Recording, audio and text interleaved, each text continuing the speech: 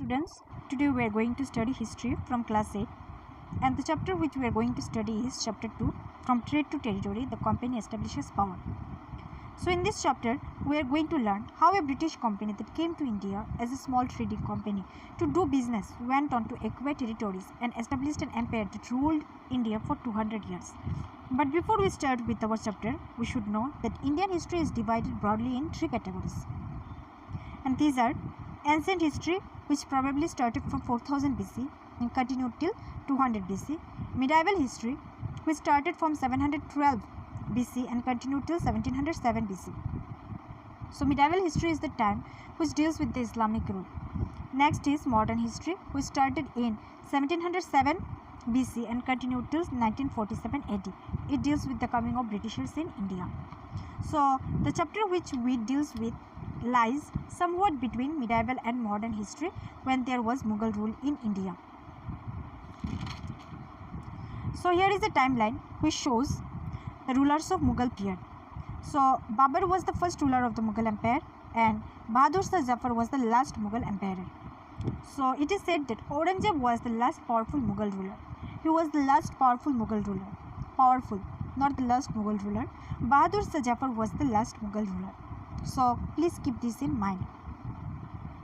As soon as this powerful influential ruler died in 1707, all the governors, also named as Subedars and big zamindars, started dividing because it is now beneficial for them to establish their own regional kingdoms so that they can be the king.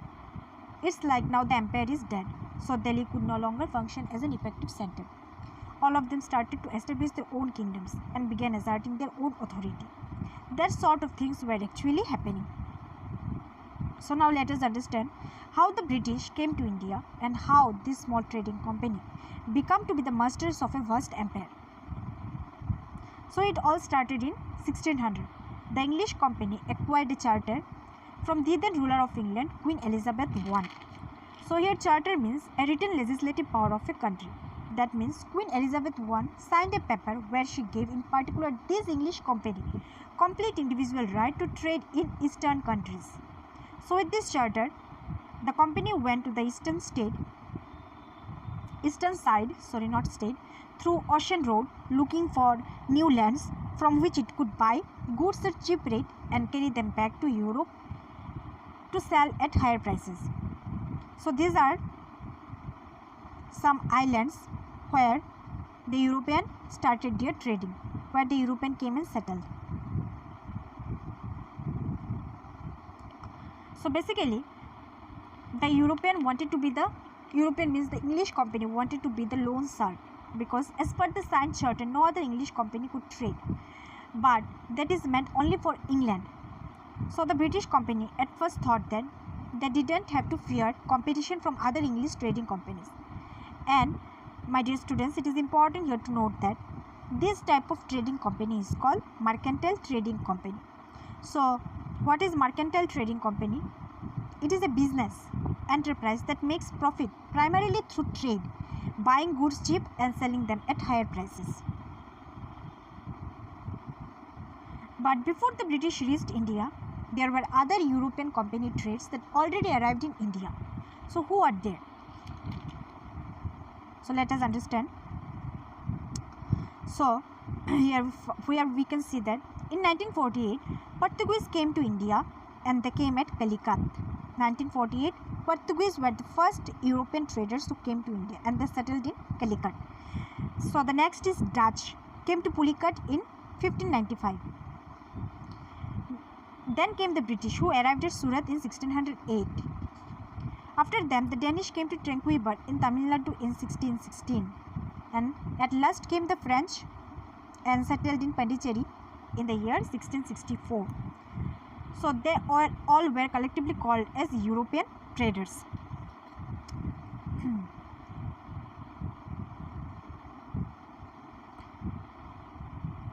So here Vasco da Gama was the first first Portuguese explorer who established a sea route, who discovered a sea route,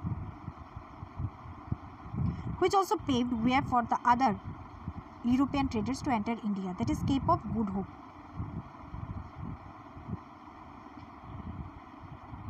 So now let us see the next portion, that is, when all the traders of different European places arrived on the scene, there comes a big problem because all the companies were interested in buying the same thing. And what are the things? These are the fine qualities of cotton and silk, and also the spices like pepper, cloves, cardamom and cinnamon. So these all had market demand in Europe. So all the traders' main motto was to gain profit, buying at lower cost and selling it back in Europe at higher prices. So now what we see is that Britain is no longer the lone company. There are other trading companies also in this competition. Now what happens is that, seeing this demand, the Indian traders who were selling these goods to the Europeans had increased the price of goods. And that's an obvious demand price economics. If the demand is high, naturally the price also rise. So in this turn affected the profit margin of the European traders. So instead of finding different ways to minimize the cost, the only reasonable solution they could think of was to eliminate their competitors.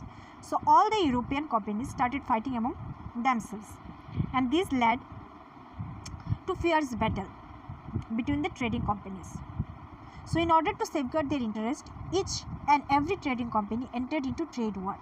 They started sinking ships, blocked roads and prevent rival ships from moving with supplies of goods. So out of all this, it was British East India Company who survived best in India. So now, to increase the trade, the company also fortified their posts, meaning they built big walls to protect their trading posts. So here is a picture which shows fortification. These were the kind of fortification British did.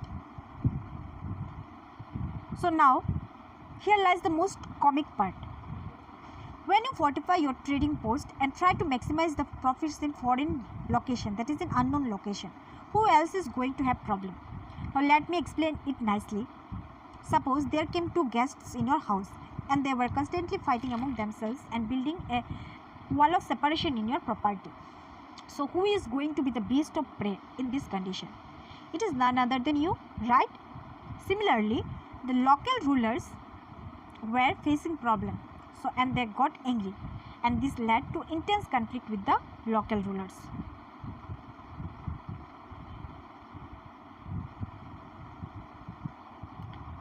So we find that the European traders were fighting among themselves. Now the local rulers also started fighting with them, and these traders in return are fighting with the rulers.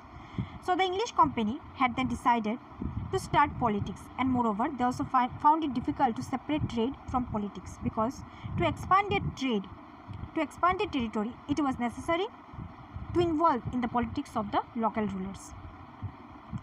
So this kept on going till 1651, and they finally decided to build up their first English factory on the bank of river Hooghly. In the year 1651, first English factory was built on the bank of the river Hooghly. And this was an important step for the British, because prior to this they had only a trading post, and now they actually built a fully equipped factory with warehouses to stock their supplies, and also officials where the company officials would sit. So as trade expanded, the company persuaded local merchants and traders to settle near factory. So by 1696, it began building a fort around the settlement. 2 years later, in 1698, it bribed the Mughal officer into giving the company zamindari rights over 3 villages. One of the village was Kalikata, which is today known as Kolkata. So at that time, the Mughal emperor was Aurangzeb. The English company also persuaded the Mughal emperor to issue a farman. Now what is farman? A farman is the royal order for trade permission, that is for business permission. It is a royal order. That means the ruler who is ruling the place, he should give the permission to the company for the trading purposes. But the farman that they wanted from Aurangzeb had a condition that would give the company the right to trade duty free. That means The company would do trade without paying any tax, and this was a profit for the company. But it is noticed that the officers were misusing the farmland. You might ask how. Look, Aurangzeb gave the permission of doing duty-free trade only to the company. But many of those officers were corrupted. They started doing private trade, that is side business. Many of the officials about whom we will read further, because it is interesting to know that they made millions of pounds and lived a luxurious lifestyle back in England doing private trade. So the officials of the company who were carrying on private trades on the sides were not paying taxes, and now this was causing heavy loss of revenue to the Bengal government. And my dear students, it is important here to note that revenue plays the most important role in running a government. And then in 1707, the Mughal Emperor Aurangzeb died, and this was an important milestone because from here the situation changes drastically. After his death, no Mughal ruler was that powerful. So now, at that time, Murshid Quli Khan was the Nawab of Bengal from 1717 to 1727. So, this is Murshid Quli Khan. This picture reflects Murshid Quli Khan. So, Murshid Quli Khan was the first Nawab of Bengal and also a strong ruler. As I have told you that the company was doing unfair trade, tax-free trade, and it was causing huge revenue loss to the Bengal government. Now, this was a serious concern for Murshid Quli Khan because he was the Nawab and ruler of Bengal. So naturally, this behavior of the company was making the Nawab angry. Now the Nawab of Bengal had to show the company who the real boss is. So Murshid Quli Khan took the matter in his hand to defend his region. And this led to serious conflicts between the company and the Nawabs of Bengal. Eventually, Murshid Quli Khan died in 1727, and after him, the strong successor Nawab was Ali Vardi Khan. Here I want to tell you something to you that there were only 3 Nawabs, including Murshid Quli Khan, who were strong rulers of Bengal. So next to Murshid Quli Khan, it was Ali Vardi Khan, who was a strong ruler of Bengal. Ali Vardi Khan became Nawab in 1740. He ruled for almost 16 years, and in his 16 years of power, he was mostly engaged in various wars against Marathas. So towards the end of Ali Vardi Khan's 16 years of power, he turned his attention to the restructuring and rebuilding of Bengal, and that's when his focus shifted to the English company. And even he died in 1756. Now comes the third strong ruler of Bengal, that is Siraj ud-Dowla.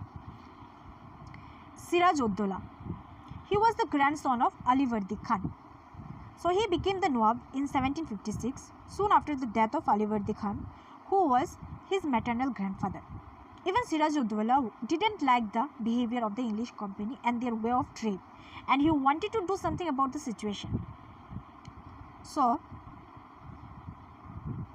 the new Nawab, that is Siraj ud-Dowla, refused to grant any concession to the Britishers and also demanded large tributes. Here it refers to taxes from the company. He also accused company of deceit by not paying revenue and trying to humiliate Nawab by writing disrespectful letters to him and his officials. He also stopped fortification by the company. So this was the main reason why the conflict rises between the Nawabs of Bengal and the East India Company. So now the company's justification to these allegations were, the company said that the unjust demands of Bengal government were ruining the trade of the company.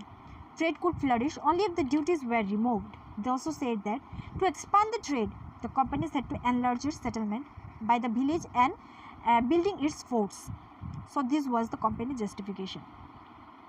So it is seen that they had their own views which were clearly contradicting each other, and this as a result led to the confrontation and culminated in the famous Battle of Plassey. So my dear students, about the Battle of Plassey and the remaining chapters we will read in our next video. Hope you enjoyed the chapter, how much I taught, and if you face any problem, please do pinch me personally. That's all. Thank you.